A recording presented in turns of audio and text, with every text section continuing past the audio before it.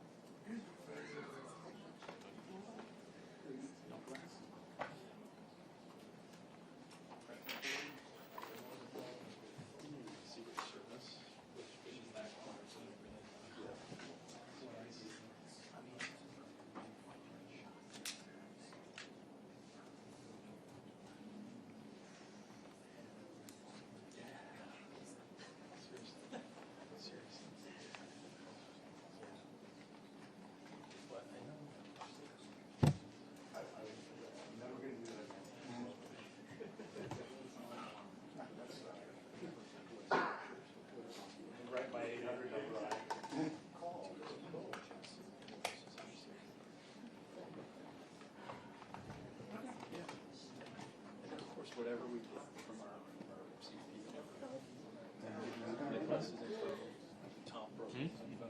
Those are the two guys operating the video. They're still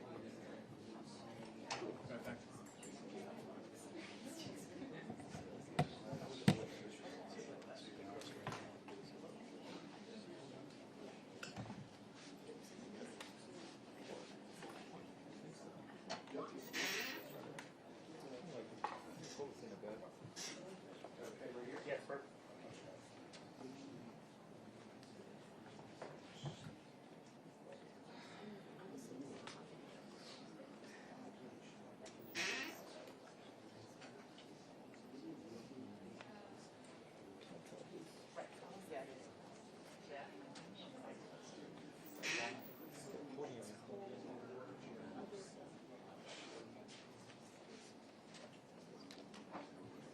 I just got a reminder to silence my cell phone, so I thought I'd give you guys a reminder too.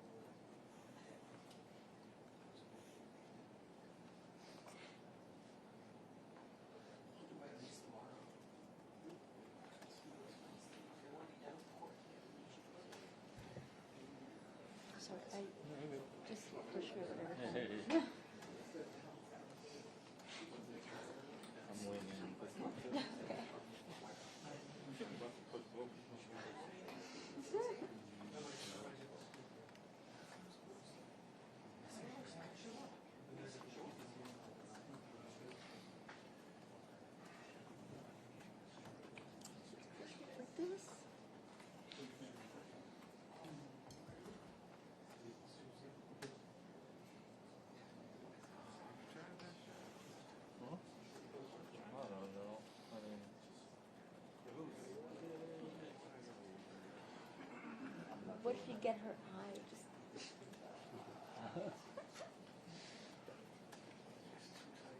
Yeah, I can barely see the door. It's like the size of one eye. There's also, I may try to just go for like this. That's what I'm Yeah, that's what I'm trying to do. That's what I'm going for too.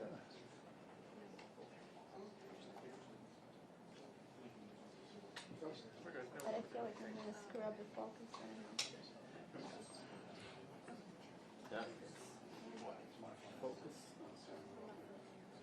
But then, assuming she's not the first person.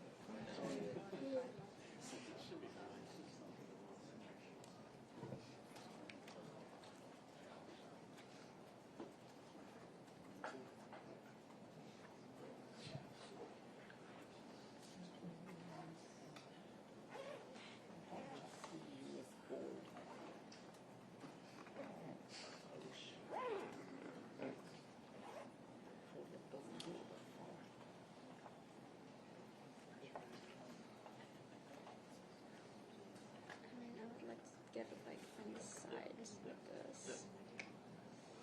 I think I'm definitely gonna screw up the focus. I don't know if that's it.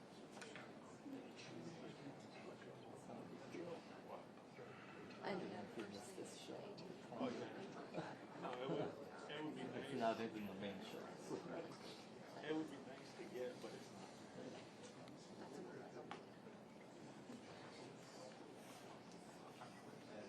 Yeah, it's totally not the What are point. you trying to do now? Just amusing myself. I just want to know you. Me? Huh?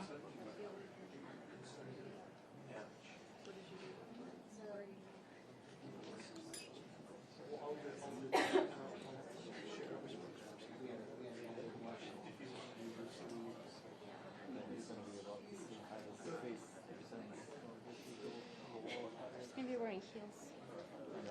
That's what I'm thinking. But then hers.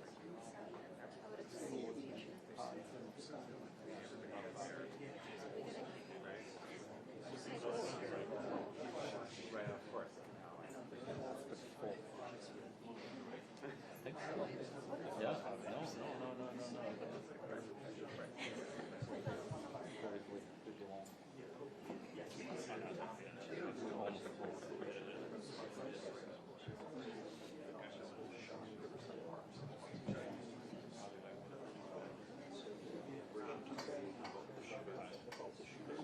Yeah.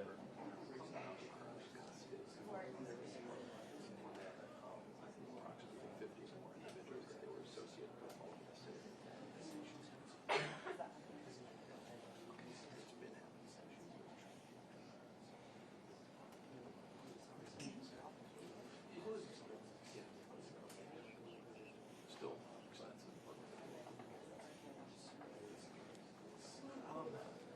No. More surprised than but pretty much all get taken to this area, to the city.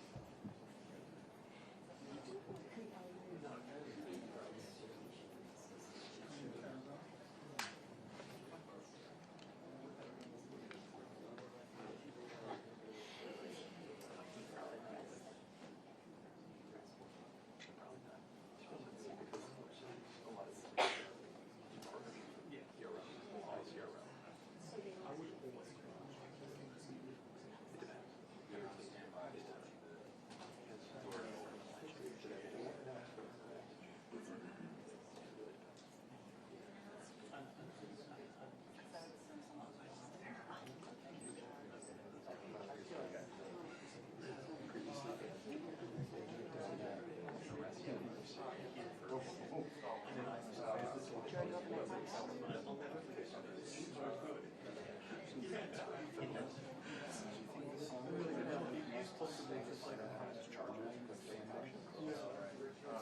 It runs again.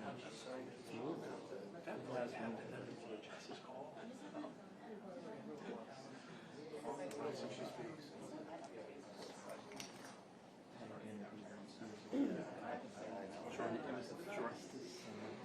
Federal private you ought to contend with. Yeah.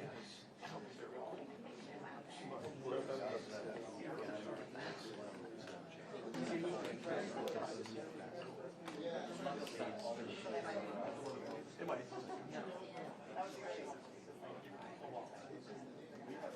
I get it. I get it. Okay.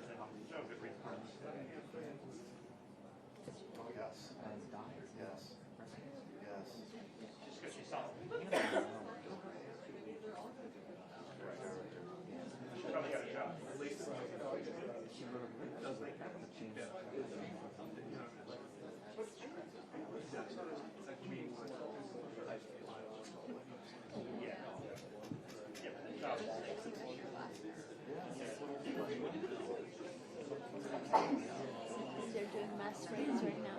Get over to class. Keep them in here. Thank you. Oh yeah. I'm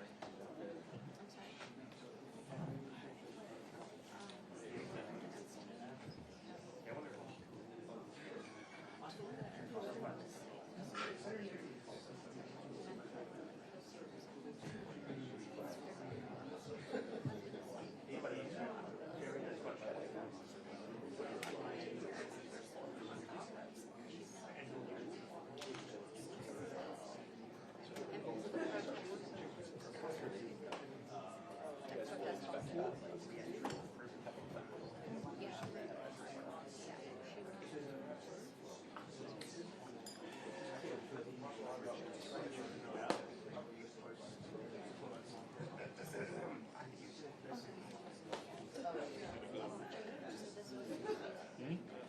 Yeah. I just want you to be aware of that iPod level. That's all.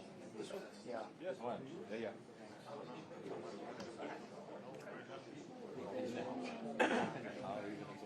Not attack. Oh yeah.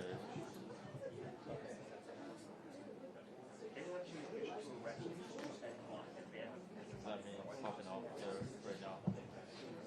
Switch over to the left.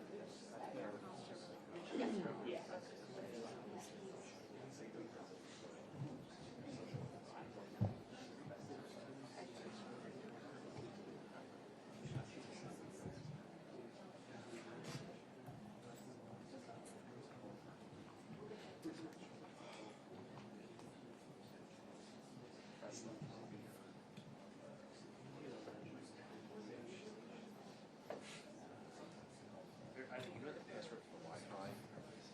CDK.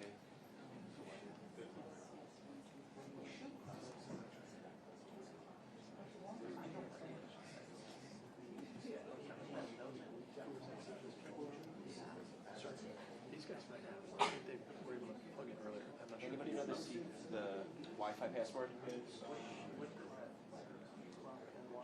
Capital C, NYFO hyphen press. lowercase Peter, @sign, 2026. What was that last one again? Capital. Password is capital It's C. capital C, lowercase b, lowercase p, ampersand, Okay. 2026. 2026. Thank you, sir. I think.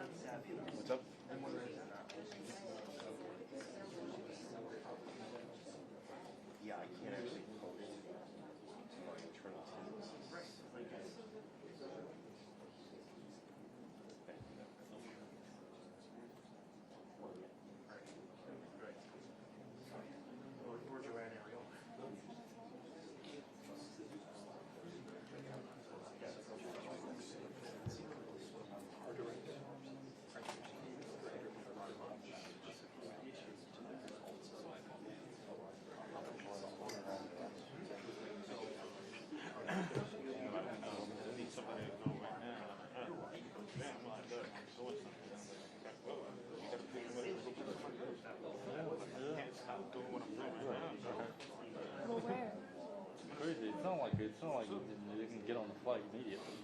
I heard you guys. Oh, we need to know right now. I'm in the middle of something. The one that I didn't hear the switch press release. The one that just went out. Oh, did it have her name in it? Okay. Oh, really? That's fine. We're on the street like as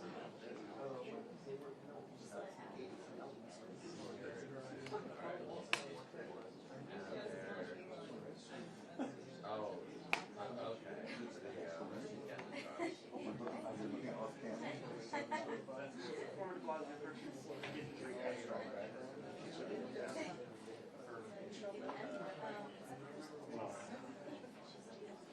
I hope you're not running out of battery. Yeah.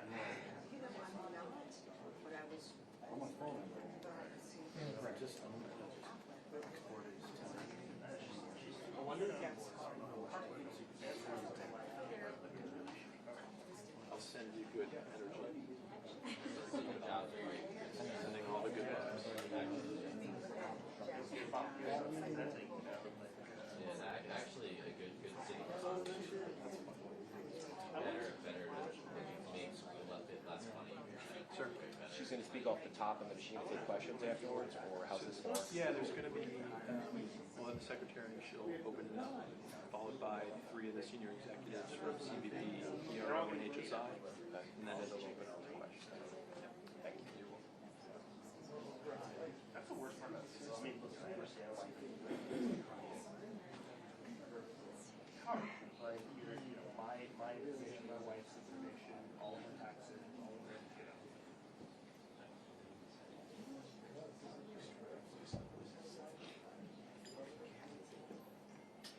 He might, I don't know. I mean, he might be doing going in, or they have like an outside software for it, or I'm not sure.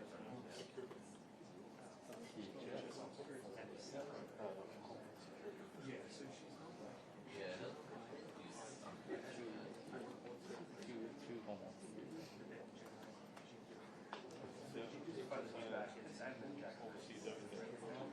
Oh yeah.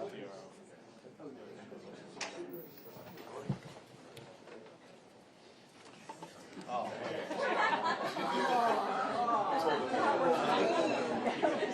Now I got excited.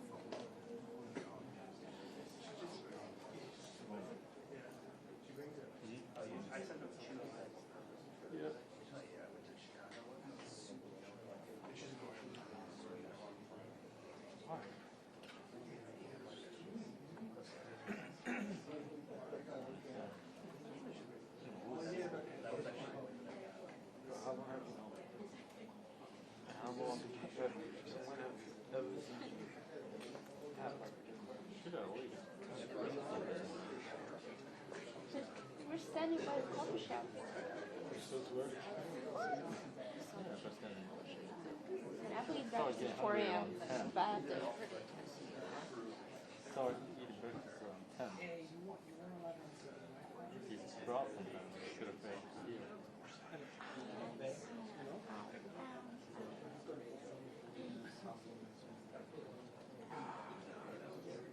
You make cookies though? Lower back.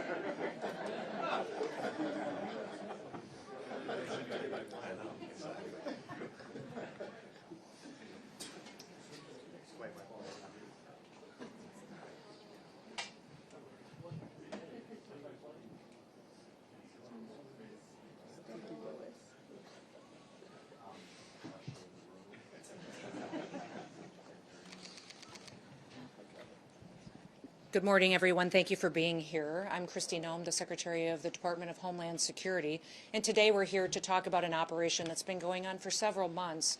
In fact, after an incident happened here in New York City that brought us to a point where we recognized that we had to work together in order to bring illegal criminal aliens to justice. Nearly 6 months ago, 2 criminal illegal aliens attacked an off-duty Customs and Border Protection agent and his friend while they were sitting on a rock in a park after hours enjoying the evening together.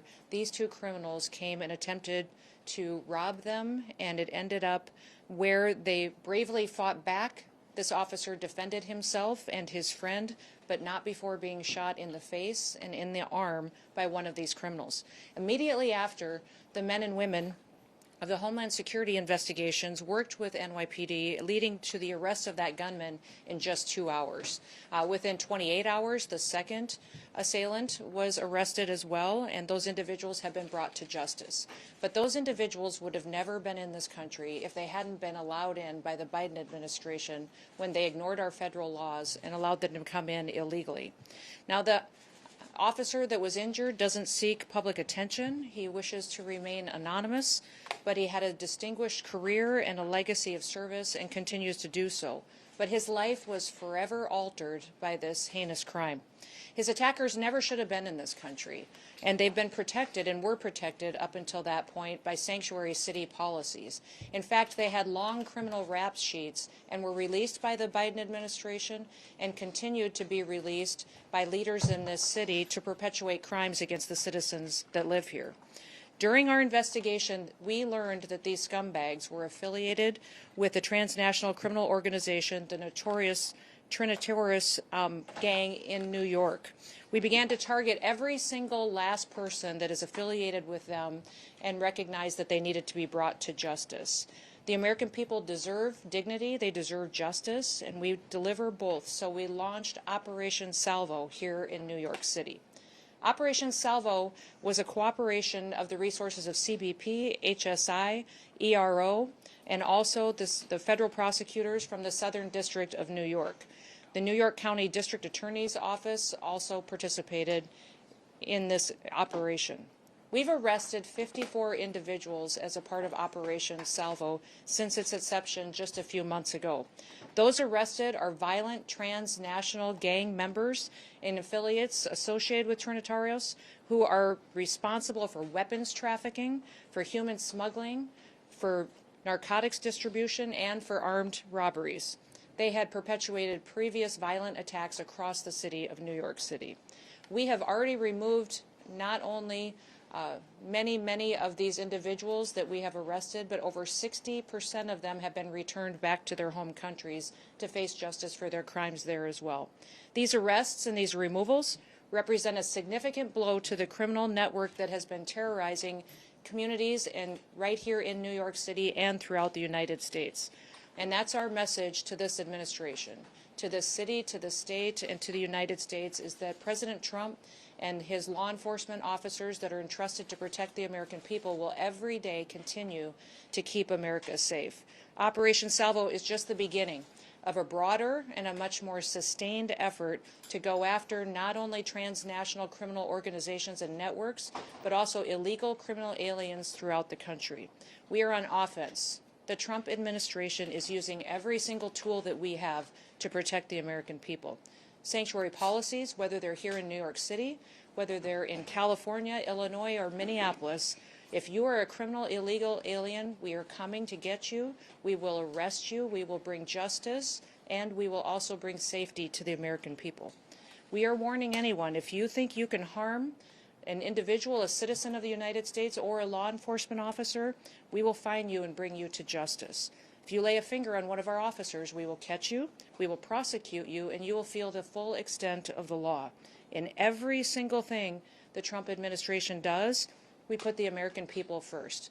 Operation Salvo has proven that by taking 54 dangerous individuals off of our streets and protecting the people who live here in this city. Now, also thanks to President Trump, we have 2.6 million people who have left our country who shouldn't have been here in the first place. They were here illegally, and over 650,000 of them were arrested, detained, and deported back to their home countries. 2 million of them left voluntarily, recognizing this was their opportunity to go home and come back someday the right way so they have a chance to enjoy the American dream. Of course, doing these operations requires brave citizens that are willing to serve their country, and we're excited by the amount of people who want to join the Department of Homeland Security in their efforts to protect the American people. And tomorrow is Law Enforcement Day, so I'd like to encourage all of you that when you see a CBP officer, an ICE officer, anyone serving in federal, state, or local who are pledging their lives and taking an oath to protect their communities and their country and the people that live there, that you thank them. Do something nice for them. Buy them lunch, give their families some support, and thank them for their service and their dedication to freedom and to liberty and enjoying the opportunity to sleep peacefully in our beds at night. Now, I'm pleased that I get to introduce several other speakers that will come up and share information on this operation with you. The first one is going to be Director Frank Russo will address and talk about some of the specifics of this operation. Thank you, Madam Secretary. Good morning, everyone. Thank you for joining us today. Madam Secretary, we can't thank you enough for being here today. Your humanity, your compassion was evident to us the minute our officer got shot. You visiting him in the hospital, checking up on him every so often was really a clear indication of your care for our officer, and really inspired us to come up with this operation. I'm sure that the success of this operation is a direct result of your care, so thank you for that. I want to get something across to you all in a clear message. New York City is a safer city because we did not allow this attack, this vicious attack on our officer, to go unanswered and unpunished. Because Operation Salvo delivered clear, real, and measured results. Now, the best thing about this operation is that it was done the way law enforcement loves to do it. Quietly, discreetly, behind the scenes, often under the cover of darkness.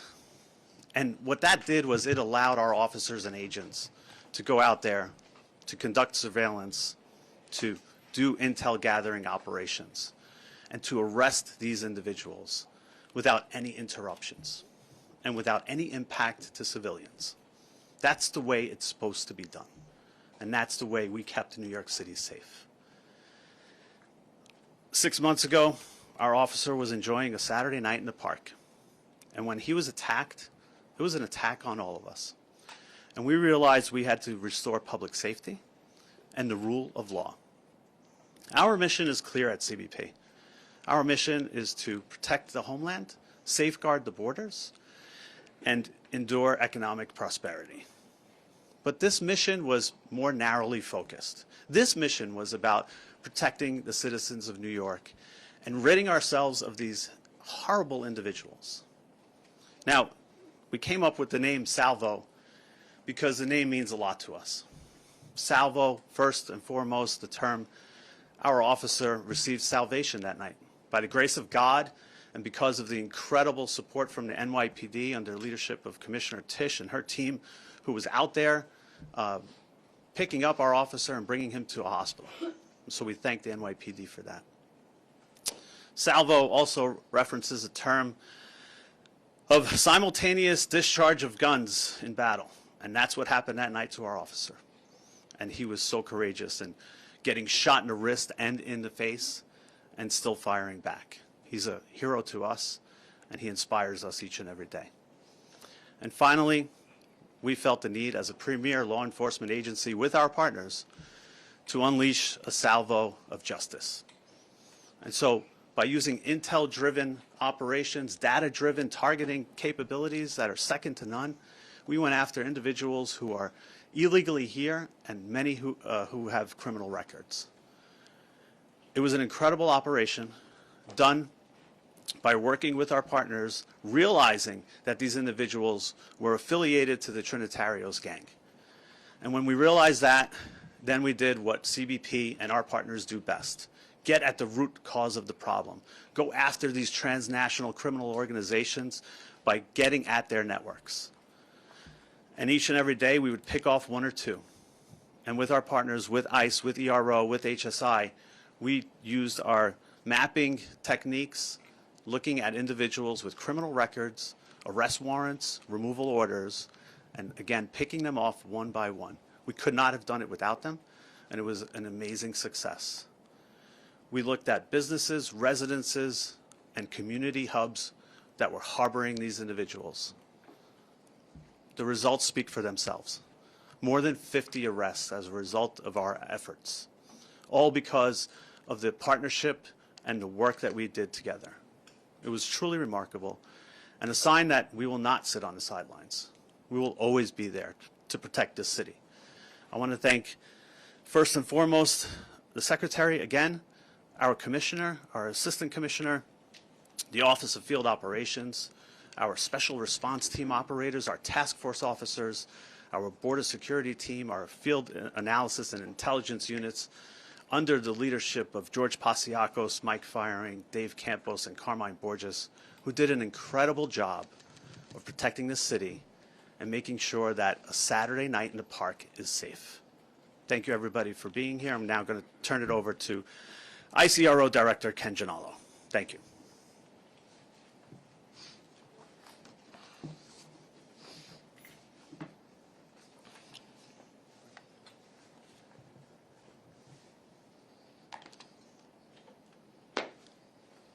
Morning, everyone. How you doing? My name's Ken Gianallo. I am the Field Office Director for ICE Enforcement Removal Operations, New York City. I first want to thank Secretary Noem for traveling to the city today and for our continued and unwavering support of our brave law enforcement officers. We are here today because of the abject failure of the New York City bail reform laws and sanctuary city policies. The tragic shooting of this heroic CBP officer was entirely preventable and is a direct result of those policies. What makes this case particularly egregious is both of these violent criminals had been in NYPD custody on multiple occasions. However, due to these sanctuary city policies and the politicians that prioritize politics over public safety, these criminal illegal aliens were repeatedly released onto New York City's streets to harm this brave officer. ERO New York City is proud to partner with CBP and HSI in this joint initiative to not only locate and arrest the two criminal aliens responsible for the shooting, but also to identify, locate, and apprehend their Trinitario associates, ruthless gang members who engage in illicit activity and terrorize law-abiding New Yorkers. Together, we have arrested over 50 criminal aliens, many with felony convictions, including weapons offenses, drug offenses, robbery, assault, rape, sexual abuse, burglary, and larceny. Approximately 30 of those have already been removed from the United States, while the remaining are in ERO custody at this time.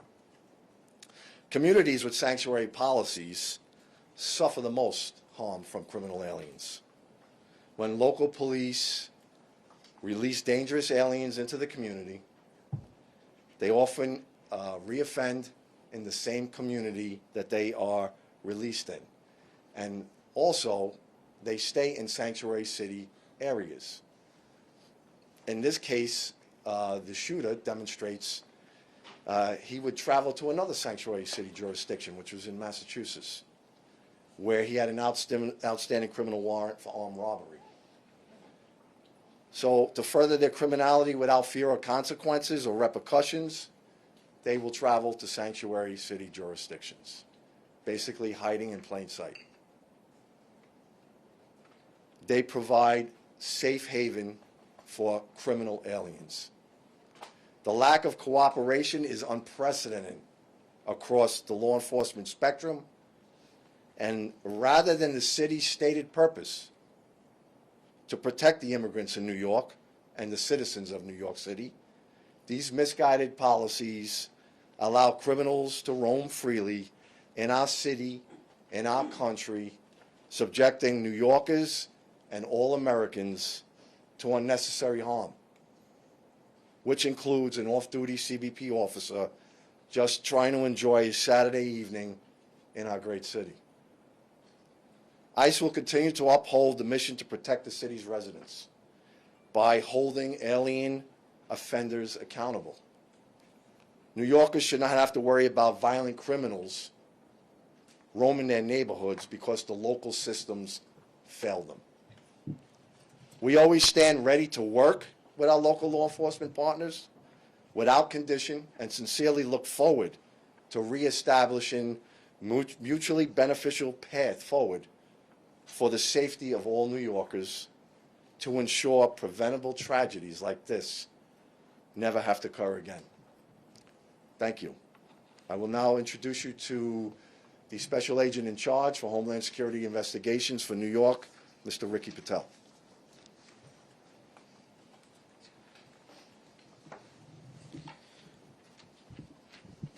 Thank you, Madam Secretary. Thank you, Frank. Thank you, Ken. Good morning. As you just heard, my name is Ricky Patel. I'm the Special Agent in charge for Homeland Security Investigations, HSI, here in New York City.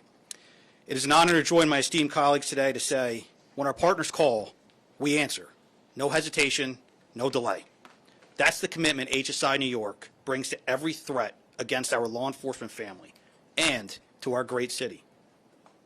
From the very first moments following the July shooting of our CBP partner, HSI agents alongside local, state, and federal counterparts worked relentlessly, day and night, to track those responsible. HSI personnel, in coordination with our local partners, apprehended the accused gunman within 2 hours of the shooting. We swiftly identified his alleged accomplice, whom we arrested shortly thereafter. In the days, weeks, and months that followed, together with law enforcement, we pursued every known associate of this violent migrant gang crew. We pored over every piece of evidence, followed every lead, and made it clear an attack on one of us is an attack on all of us. Our unity is our strength, and we will never let criminals divide us. Our investigation led to the capture of individuals tied to violent transnational gangs, including associates of the Trinitarios gang that are responsible for weapons trafficking, human smuggling, narcotics distribution, armed robberies, and repeated violent attacks across the Big Apple. Their arrests deliver a major blow to criminal networks that have preyed on our New York City neighborhoods for far too long. This was only possible because of the unwielding and unwavering collaboration between DHS partners and those from the Southern District of New York, the Manhattan District's Attorney's Office, and the law enforcement partners from all levels.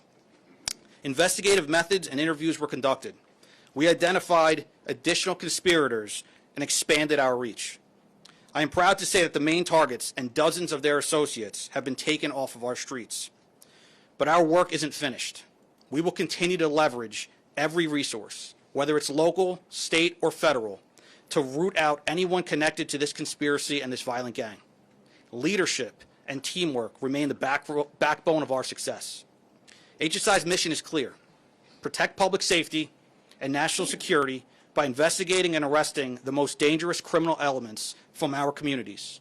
Every day, we use our broad authorities to enforce hundreds of federal laws, targeting transnational criminal organizations from every angle. We will not rest. We will not back down. HSI New York will continue to disrupt and dismantle criminal networks, ensuring our city and our country remain safe. Thank you, and I now turn it back over to Secretary Noem. Well, thank you, Ricky and Frank and Ken, for all of your hard work that you do every day here in New York City, but also for the rest of our country. With that, we'll open it up to any questions that you may have. Of the 54 people, how many had pending charges or criminal convictions?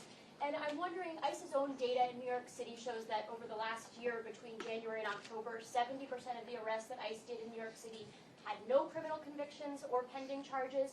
Should New Yorkers expect that trend to change? That's higher than the nationwide average. If you look across the nationwide average, we have 70% of the individuals that we've arrested and detained have criminal convictions or charges against them, So either New in York this City, country 70% or other. have no criminal charges or pending cases. So should that trend continue? We're continuing to do our work to bring those criminal illegal aliens to justice. And ICE will continue to get up every day and do what they can to protect New York City. I can have Frank or Ken speak to if you know how many criminal convictions of the 54 had previous to this arrest that they had. I don't know if you have those data points with you. We can get those for you, though. Exactly. The vast majority of them, though, have criminal charges against them or convictions against them as well. Yes. Where were the 54 people from? Were they all part of the Trinitarios? And what's their immigration status? Again, loosely affiliated to the Trinitarios. Want to make that clear. Through connections connections that we made by speaking to them, understanding who they were, where they were operating out of, and contacts that they had on their phones. Their immigration status? Immigration status, all illegals. So does loosely connected mean they just knew someone who was in the gang? They were not members? It varies. It varies a spectrum from speaking to individuals associated with the gang to just having conversations. Secretary, in October we saw mass protests and armored vehicles rolling down Canal Street. How do we ensure that we don't see another situation like what happened yesterday here in Manhattan?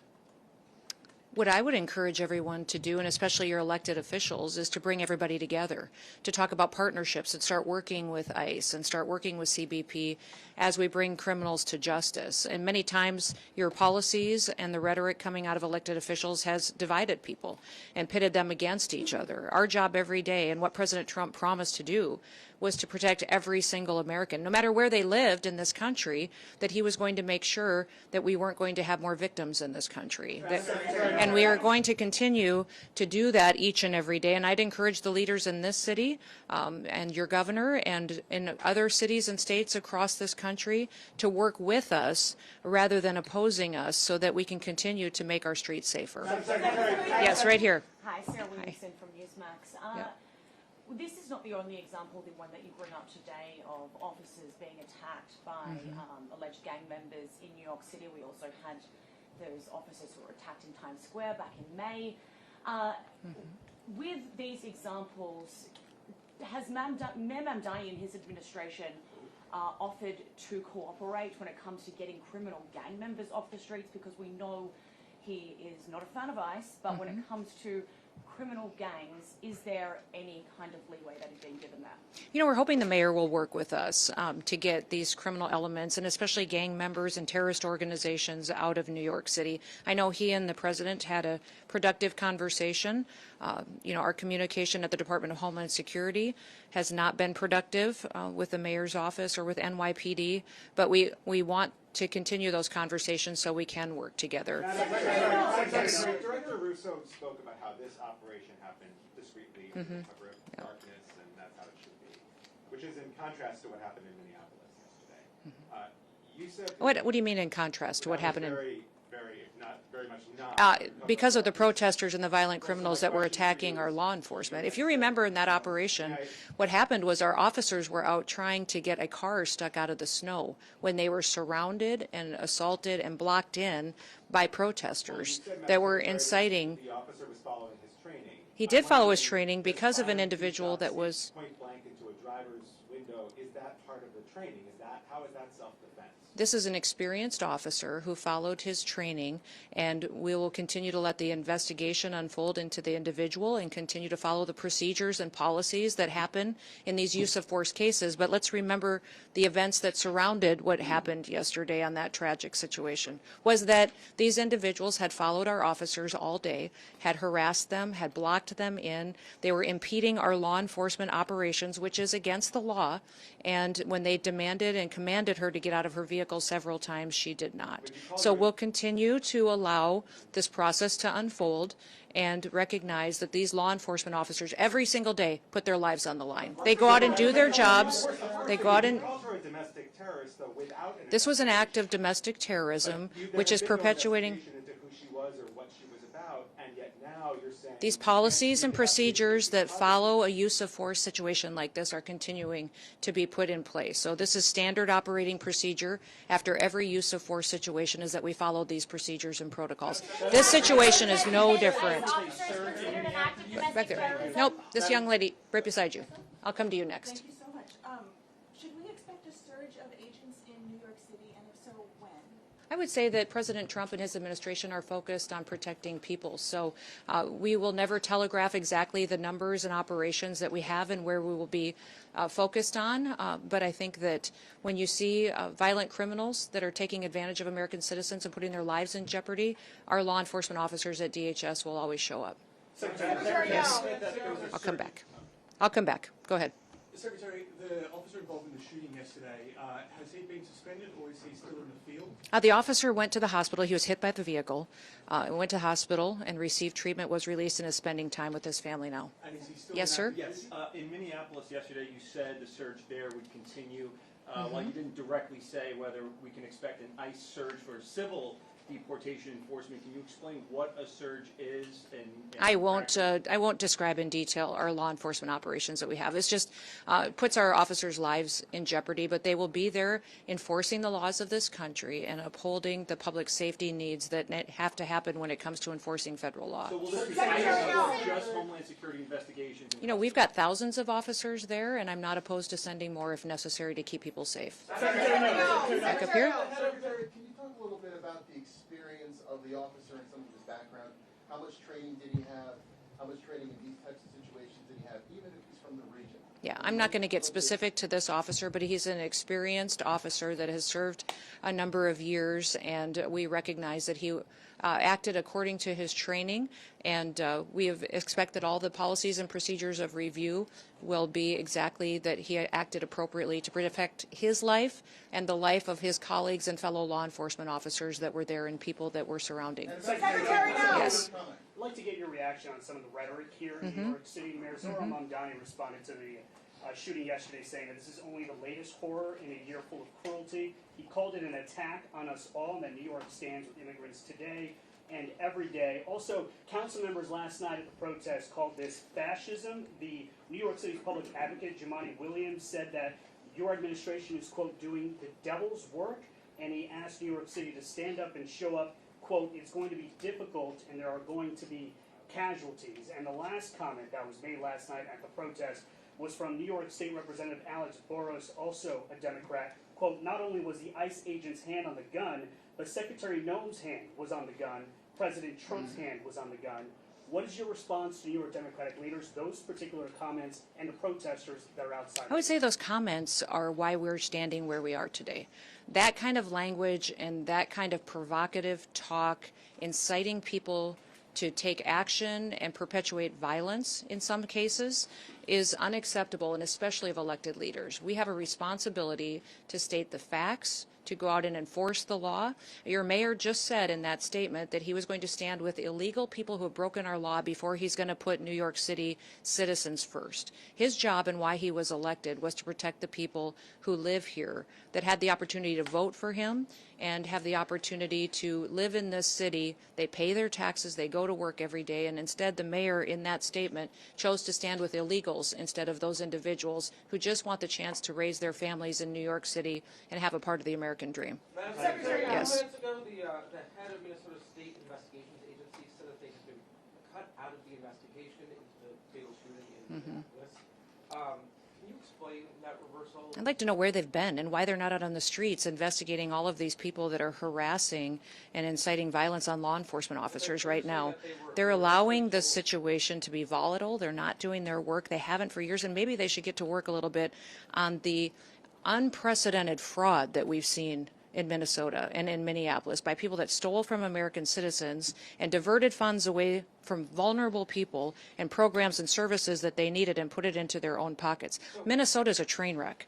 It is corrupt, and it was under the leadership of Governor Walz and this mayor that they allowed it to happen, and they let criminals and illegals and people abuse programs and steal the money, and now they're allowing violence to go forward on the streets as well. Does this also apply to the Minneapolis Police Department, the county sheriffs, the federal authorities at this point? They don't want I won't put a blanket statement out like those other individuals will. What I would say is I welcome them to come and help us. Come help us make sure that the streets are safe, that laws are enforced, and that we can do the right thing to make sure that American citizens come first. Yes, sir. They have not been cut out. They don't have any jurisdiction in this investigation. Yes, go ahead. Secretary, how do you I'm going to speak to this individual right here. Thank you, Yes. Jay Dow from WPIX-TV. How do you respond to Americans who have been listening to your comments that this was an act of domestic terrorism, that the officer was hit? Anytime you take something. It is in direct contradiction to what they are seeing and watching in the multiple angles that have been released. What I would. 24 hours. This vehicle was used to hit this officer. It was used as a weapon, and the officer feels as though his life was in jeopardy. It was used to perpetuate a violent act that this officer took action to protect himself and to protect his fellow law enforcement officers. So we'll let this continue to go forward and follow the same policies and procedures that every use of force situation does. But we've had almost over 100 times that these vehicles have been used to ram law enforcement officers and to do damage and to harm them. When you take an action and use a weapon to harm someone and to incite violence against them and try to cause them injury or death, then it needs to be labeled exactly what it was. And do you believe the use of force in this instance was commensurate with the actions of that vehicle and the driver? I would say that when these individuals use their vehicles to try to ram our law enforcement and to put their lives in jeopardy, that law enforcement officer has to make a decision to protect his life and the individuals around him as well.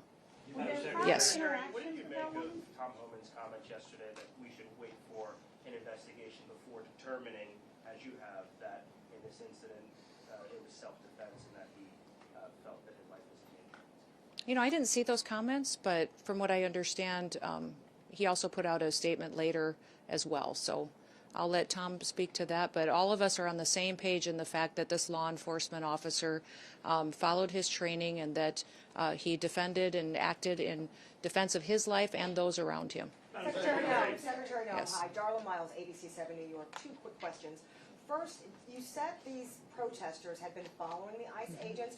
Do you have a little bit more of a timeline and can share with us some of those other initial encounters prior to the fatal shooting? And then secondly, can you speak to the closure of the ICE office at Rikers by Mayor Mamdani?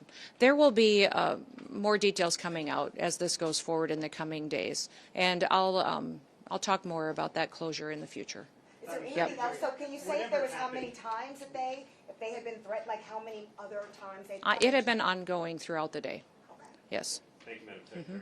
Whatever happened in Minneapolis, a mother of three is dead, an American citizen. Do you have a message for her family today? Yes, absolutely. And I reiterated this yesterday when I had my press conference in Minneapolis. I asked everybody not to just pray for the officer, but also pray for the deceased family and her loved ones as well. It was a tragic situation that I hope we never see happen again. That's why I'm encouraging all elected leaders to work together so that we can be cooperative in getting dangerous criminals off of our streets. And do you feel like that you go in with a lot of publicity about these operations? Do you feel like that needs to be revisited so that maybe you go in a little more covertly, or do you need to change the approach at all? I would say that we have all different kinds of law enforcement operations ongoing with the department at all times. We don't telegraph what they are, the details or specifics, or where we're going to be operating.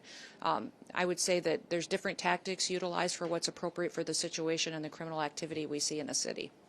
Last question? Do you know the details of Renee Good's harassment of ICE officers early in the day? Were any of those details shared with you? Because apparently it wasn't just that one incident, it was earlier in the day as well. Yes, it was, and that will be a part of some of the details that we will be sharing in the future.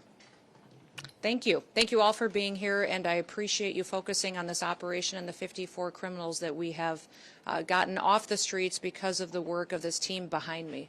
We thank all of them for their service and recognize that, again, I'll remind you, tomorrow is Law Enforcement Day. Please take the time to thank a law enforcement officer who's out there keeping us and our families safe. Have a wonderful day.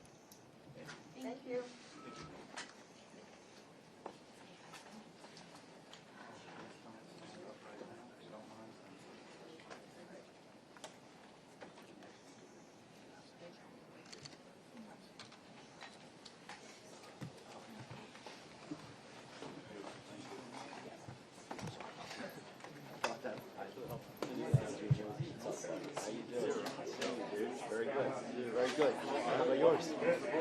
sunlight, or really sort of sunlight. This is where things get real fun. This is when it gets crazy. DHS might follow with what we have to. I know DHS is associated with putting out, so make sure you're following that. You okay now? Yeah. Thank you so much. No, I really appreciate it. And let's try to catch Paul. Shoot me an email if you have any questions. Put me aside those two things. There's going to be a